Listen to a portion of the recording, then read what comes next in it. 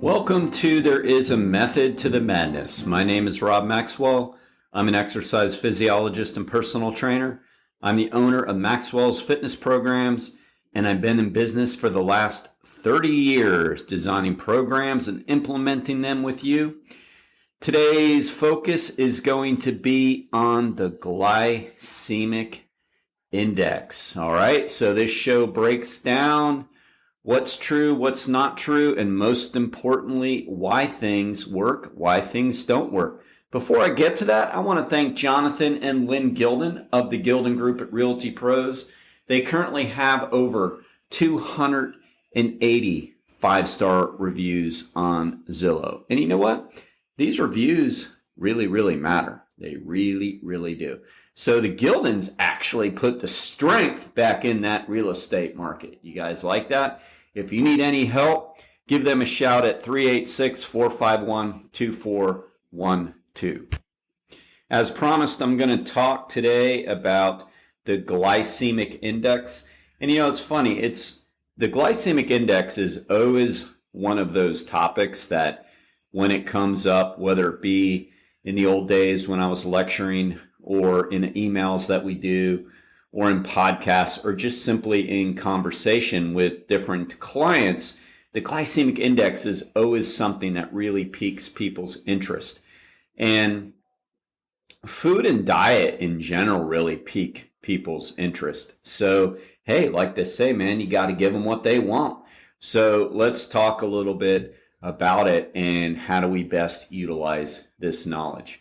So the glycemic index is how quickly a carbohydrate converts to glucose after it's been consumed. Typically, it's based on 50 grams of carbohydrate and then how fast the carbohydrate in whatever form it comes in is broken down into glucose. Glucose is the single chain molecule that your body, your brain, and everything in your body, your organs use for fuel. So it is the final breakdown of all carbohydrates becomes glucose. Glucose is what's in your bloodstream. Glucose is what is converted into ATP, which is the energy. So how fast it becomes glucose is the glycemic index. And the faster it gets converted to glucose, the higher the glycemic index. The slower it gets converted to glucose, the lower the glycemic index. All right. Now, what I'm going to talk today about is performance and exercise. And don't worry, I know everybody gets really wrapped up into losing body fat. It's like the main obsession. I get it. And as I said, sometimes you got to give them what they want. So we'll talk a little bit about that at the end as well. And it does matter. I mean, you know, the old saying we used to say way back in the 80s, for those of us that were, you know, around in the 80s, we get a lot of people listening that weren't born yet, you know, that's pretty cool. But anyway, we used to say, you know, you are what you eat. And there is a lot of truth to that. There really is. The quality of food we eat really matters to our performance, to our mood, to our mindset, to our health. Like it really matters. We want to try to eat nutrient dense, good foods. All right. So, but let's get into this conversation about the old glycemic index. Now, basically a rating of 1 to 55 is considered a low glycemic index food. 1 to 55. Just giving you the stats here. A rating of 56 to 69 is considered a moderate or medium glycemic index carbohydrate, and anything over 70 is considered to be a high glycemic index food. All right. So what we're looking at now is this study that came out that was published by the American College of Sports Medicine, talking about which are the best type of glycemic index foods to consume prior to a longer duration workout. So mostly cardio, but it applies to everything. And method to the madness, I break this down so you understand it. You know how to put it to use, because that's the most important thing. All right, so we know our numbers on what's considered low, what's considered high, what's considered medium. Now, let me just give you like what those foods are. So soybeans, barley, soy milk, I'm just reading you the list here, whole milk, and if you're wondering what's the difference with whole milk and other milk, well, the fat actually slows down the glycemic index. Carrots boiled, spaghetti whole grain, and even white spaghetti. Spaghetti gets such a bad name, and it's kind of funny. And bananas are considered low glycemic index foods. So those are low. So remember, that means it gets converted to glucose slowly. And ultimately, I just don't want to say this early because then you're going to tune out, but ultimately, that's a good thing. Not always, though. You have to understand the method to the madness. There's times to eat high glycemic index foods. All right, back to our list. Medium glycemic index foods are like sweet potatoes, pumpkins. Actually, we had a client give us some baked pumpkin. It was actually really, really good. Couscous. I'm not a big fan, but some people are. Popcorn, believe it or not. Brown rice, and like wheat flake biscuits cereal is listed. So think basically like wheat flakes type cereal, like Wheaties and things like that. So those are medium, meaning they're not bad, they're not awful, but remember, there's a method to the madness. There are times when high glycemic index foods are actually preferred, all right? High glycemic index foods, white rice boiled, whole wheat bread. By the way, sourdough is more medium. Watermelon, boiled potatoes, instant oatmeal, but not whole oats. Cornflakes, cornflakes actually have almost like a 90 rating. That's really, really high, all right? Rice milk, very sweet. Rice crackers, very sweet. There are others. The list is very, very expansive. I'm just giving you the one off of the latest study that was reproduced here by the American College of Sports Medicine. And they give us a good idea. So let me just kind of summarize those for you a little bit. So to make this simple for you, low glycemic foods, legumes, beans, things like that are always going to be the lowest on the list. And if you're talking about like your whole grains and foods you like to eat for complex carbohydrates, because we should be eating our complex carbohydrates, yes, believe it or not, legumes, beans, already said are good. But the pastas are fine too. A lot of it has to do with just simply the cooking and the cooking processes. The medium are going to be more like your sweet potatoes, some of your brown rices, some of your cereals. Those are more medium. And it's not on the list, but I'm just telling you because I know, but like sourdough and rye bread are more medium. Your highs are going to be your whole wheat bread, your white rices, your white potatoes, especially boiled. Those are considered like high glycemic, and they have a purpose. I'll get to that again in a second. So those are the foods, and those are the differences between low, medium, and high. Now let's talk about the study. Now, it's funny because when we were kids, and probably true for anybody under 40, has it changed that much? You know what? No. I'm going to say that you're still getting bad advice. Phys ed teachers and people that didn't have a lot of physiology backgrounds, and I'm not bashing all PE teachers. It's not really their job to know that per se. And gosh, these poor guys don't even really get to teach anymore. But, you're told, oh, have some Gatorade, have this, before you go work out. And it's like, those are considered high glycemic index foods if we're talking Gatorades, and I don't know, what would they tell people? Watermelon sometimes.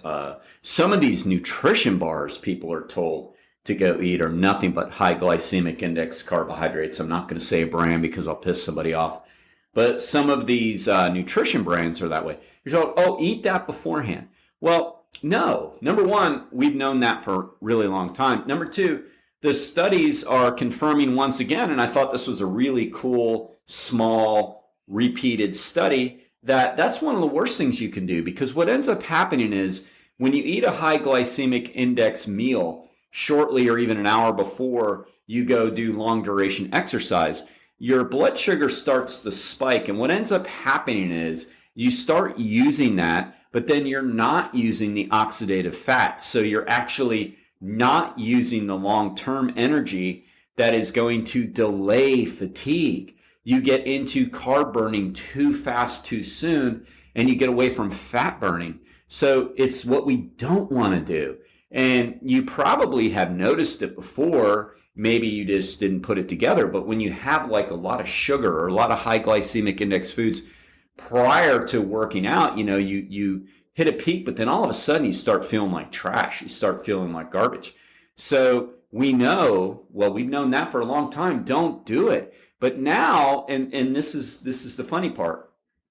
Now we know you should actually be consuming some low glycemic index carbohydrates like an hour before. Now, I'm not talking about like an hour before you go bang out the weights for 30 minutes or something like that. I mean, you absolutely can. It's not going to hurt you. You don't necessarily need to, though. Like a lot of people get up out of bed and they work out before, calling it fasting workout, and there's nothing fancy or anything to it. The bottom line is you just don't need a lot of that if you are eating a good carbohydrate diet to begin with. In other words, if you're on a low carb diet, yeah, you're going to need some energy to work out. But if you're not, you're going to be able to use your glycogen. All right. But that's really neither here nor there. I don't want to confuse anybody.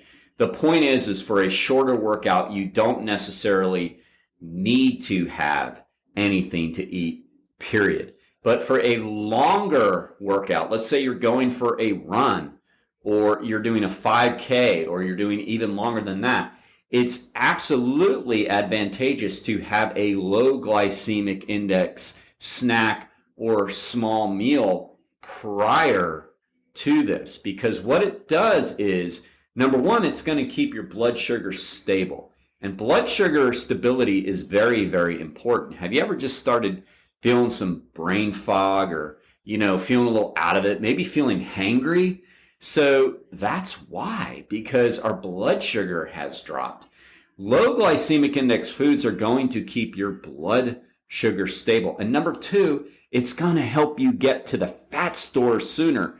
So you're starting to burn more fat for fuel, which is long-term energy. So you're not going to peak and die. You're going to sustain and go. And that's what we want to do. So we want to have the low glycemic index snack meals, or, a medium-sized, a small meal or snack prior. It's critical. The key is to find something that is pretty easy for you to digest and that you like. Because look, let's face it, a low glycemic index food is legumes, right? Soybeans or other types of legumes. I don't know about you, but I don't want to pound down a cup of pinto beans before I do a 5K. That's going to be pretty darn hard on the old stomach, right? And it's going to be pretty nauseating at, 5:30 a.m. as well. I mean, maybe. And I probably don't want to pound a cup of pasta either. I mean, I guess you could. It really depends on what you put on it. But, you're going to want to find something with the low glycemic index, like legume base, that you can eat. And of course, as I said, a banana works really, really good for that. I just don't know how many of them that you would want to eat. They do make different kind of bars that are legume based that you might want to try. Or you can get up a little earlier and have something that is a little more friendly on your stomach. But the big key is, yes, it's good to have low glycemic index foods prior to longer workouts, training, and races. All right. But don't not eat high glycemic index foods. Research shows that after you've worked out intensely or long, and I define long as longer than 90 minutes. So if you've gone for a long run, long ride, something like that, long crew, whatever, that's the time to refuel with, say, 50 to 100 grams of high glycemic index carbohydrates, things that spike the blood sugar high. Because what's going to happen is your cells, after you've been working out intensely, are like little sponges. And they're going around to pick up any little bit of glucose in your cells because it's trying to recover. And we want that glycogen to recover as soon as possible. So right when we're finished a workout, a high intensity workout or longer workout, we want to consume higher glycemic index foods. I mean, that's maybe when you do have that potato or something like that. I mean, look, I'm not against potatoes by any means. I mean, if you like them, eat them all you want. It's not the point. I'm just trying to get you to understand that you actually can make your diet the best it can be for performance, all right? And yes, for you weight loss people out there, man, I'm going to give you what you want. Yes, yes, yes, yes. If you're trying to lose weight, the best thing you can always do is eat lower to medium glycemic index foods most of the time, because you're going to keep your blood sugar levels stable and you're not going to feel overly hungry. You're not going to get hangry. You're less likely to binge. So you're just better off to eat the slow burning carbohydrates. It doesn't mean never eat the high stuff. I mean, I don't believe in nevers. My motto has always been, try to eat 80% clean 80% of the time. So if you really, really, really are just doing your best most of the time, you know what? Your best is going to be good enough. A lot of people don't, though. So, keep that in mind as well. All right. So I hope this helps. I want you to try it out, because if you really want to maintain your endurance, we got to learn how to eat. We have to learn how to eat well, because we are what we eat. Let's bring that saying back. It's better than other sayings floating around sometimes, right? All right. Speaking of great sayings, there's no better garage door company in Daytona Beach than Overhead Door of Daytona Beach. Zach and Jeff Hawk are the owners. I know them very well. They are clients, they are friends, and they do a phenomenal job with service and product. Give them a shout. OverheadDoorDaytona.com.